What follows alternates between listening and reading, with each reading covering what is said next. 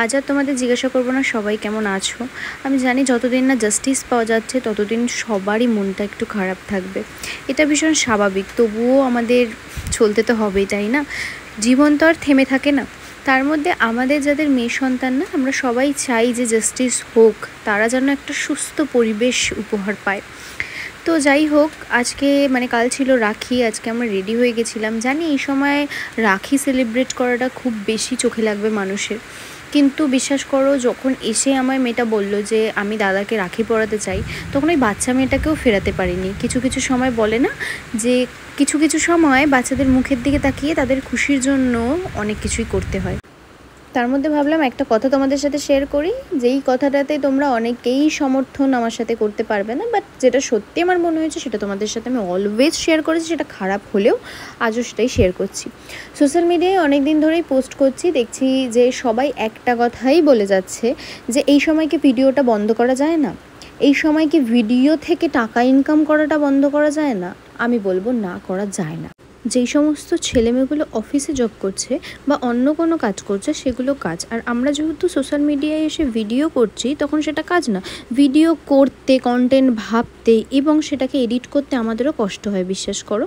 তো সব সময় নিজেদের কাজটাকে কাজ মনে করো আর অন্যের কাজটাকে কাজ মনে করবে না, এরকম নিম্ন মানসিকতাটাকে বন্ধ রাখো। কারণ এরকম নিম্ন মানসিকতা নিয়ে আবার তোমরা জাস্টিসের জন্য চিৎকার করতে থাকো। আচ্ছা, তোমাদের বাড়ির লোকরাও তো প্রত্যেক মাসে কাজ করছে, সেখান থেকে আবার কিন্তু মাসের শেষে স্যালারিও নিচ্ছে। তারা কি সেই স্যালারিটা কোনো গরিব মানুষকে দান করে দিচ্ছে যে যতদিন জাস্টিস পাবো রাজ্য সরকারের থেকে বা কেন্দ্র সরকারের থেকে ততদিন আমরা স্যালারি নেব না?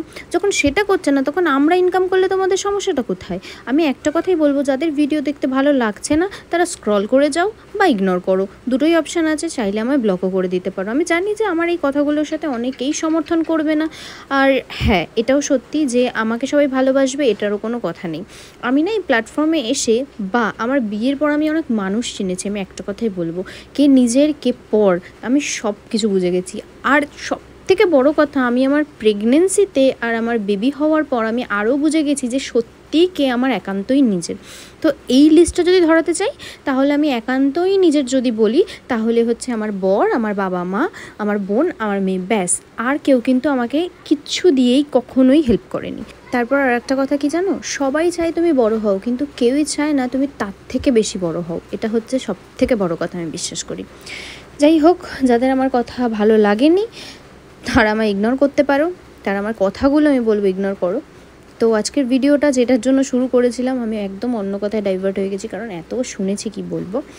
আসলে কাল যেহেতু রাখি, আমরা সবাই মিলে বেরিয়ে পড়েছিলাম একটু গিফট কিনতে। বৌদিভাই যেহেতু প্রত্যেকবারই আমার বরকে রাখি পরায়, আমার বরকে শুধু বৌদিভাই রাখি পরায়, তো সেই কারণে বৌদিভাইয়ের জন্যই গিফটটা কিনতে গেছিলাম। তো এবার কি কিনবো ভেবে পাচ্ছিলাম না, তাই প্রথমে একটা ওয়াচ দেখেছিলাম, ওয়াচটা আমার পছন্দ হয়নি, তারপর ভাবলাম যে একটা ওয়ালেটই নেওয়া যাক। এর মধ্যে আমার বড় একটা স্যান্ডো গেঞ্জি নিয়ে নিয়েছে, আর ওই মেয়েটার জন্য আমি কী নেবো বুঝতে পারছিলাম না, কারণ ওকে দেখলে অনেক বড় মনে হয়, ও অনেক লম্বা চওড়া, তোমাদের কালকে দেখাবো, কিন্তু ও না অনেকটাই ছোটো। তো পার্স নেওয়ার মতো ওর এখনও বয়স হয়নি, ও আবার ফেস ওয়াশ টেস ওয়াশ কিছু ইউজ করে না, আমাকে একদিন বলছিল।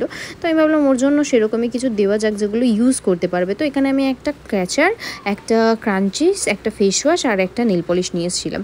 তো এইগুলোই নিয়ে এসেছিলাম। আর কদিন ধরে আমি স্কিন কেয়ার করছি, স্কিন কেয়ারটা করার পর আমি দেখলাম আমার স্কিনটা কিন্তু বেশ হাইড্রেটই লাগছে আর কি।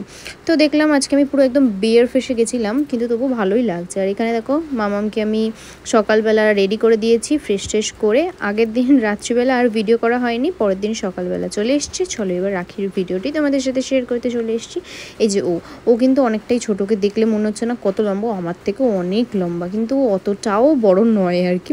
এখনও মেবি ও ক্লাস 7-8-এ পড়ে, কিন্তু ওকে দেখলে মনে হবে না যে 7-8-এ পড়ে। তো এখানে ওরা দেখো কি সুন্দর করে আরতি করে ওরা পুজো দিচ্ছে। অ্যাকচুয়ালি ওরা না বিহারি, বুঝলে। এবার ওদের কি বলবো, রাখি পরানোর টেকনিকটা একটু আলাদা রকমের। তো এখানে পরিয়ে দিয়েছে। এবার আমার বর বলছিল যে সুন্দর করে গিফট দিয়ে দেবে। আমার বর আবার ডিউটি চলে যাবে, ওর আজকে মর্নিং ডিউটি ছিল। তো এখানে ও এসে করে আবার মিষ্টিও নিয়ে এসেছে। সেখানে আমার বর বলছে না না কেটে দে, আমাকে একটু ছোট্ট একটু মিষ্টি দে। তো এখানে ছোটো একটু মিষ্টি আবার খাইয়ে দিল। আমি আমার বরকে বললাম তুমি ওকে গিফটটা দিয়ে দাও।